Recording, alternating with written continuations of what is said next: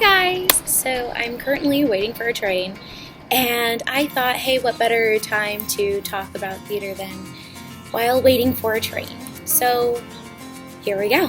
I think where I want to start is talking about how much diversity there is on Broadway and how this is one of the most, if not the most, diverse season Broadway's ever seen, and how great of a thing that is. Of course, it could always be more diverse, but we have to appreciate what we have in order for it to grow. I personally think that diversity is important on Broadway because it allows more audiences to be exposed to these new shows and to theater itself. Because if you don't see yourself represented on a stage, the odds of you wanting to see the show, I think, for a lot of people at least, is slim to none. You know, a lot of people don't really care if it's not a story they know, which is a whole other thing in itself about adaptations, but we can get into that later. I remember being 15 years old and sitting in my seat at the Pantages Theater in Hollywood, watching In the Heights and just crying because I was so touched by the show.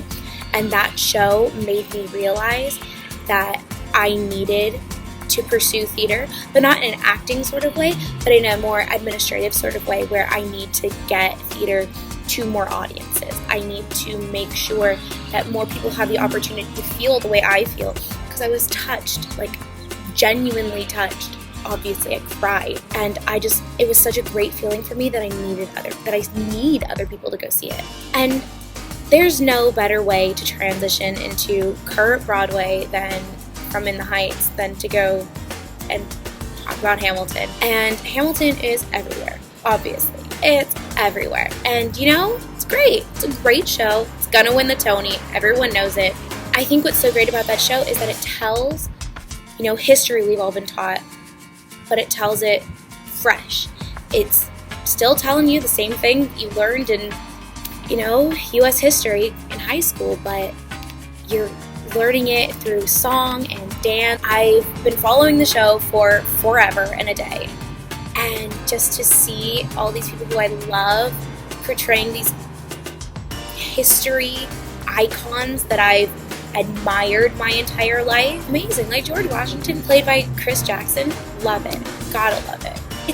It's amazing. And it's hip-hop. It's not just hip-hop. It's everything that you could possibly want in a show and history. So to transition from that, there's also shows like Shuffle Along, which is talking about the diversity on Broadway. Then you have the Color Purple revival, and then you have the Spring Awakening revival, which I was fortunate enough to see when it was in Los Angeles. And Deaf West's production gave such a fresh, new life into that show that it completely changed. Like, I have the script, I've read it a million times, I've seen videos on YouTube, but to see that show be performed with a new angle changed everything and made it amazing and a million times better than it could have ever been before. And it made, I think, a lot of people want to learn sign language, which is amazing. I think that it was so important because it's not just a cultural difference, it's an ability difference.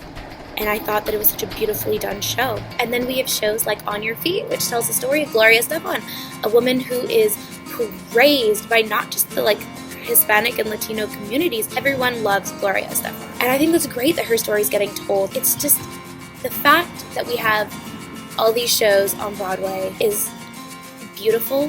It's really telling of how people want to make their stand and will make their stand, whether or not people want to believe in them. I think that theater itself is just amazing. I can't wait to see what happens and what comes next, because as long as there are people who will believe in it, theater will thrive and it will survive. And I just want to be a part of it.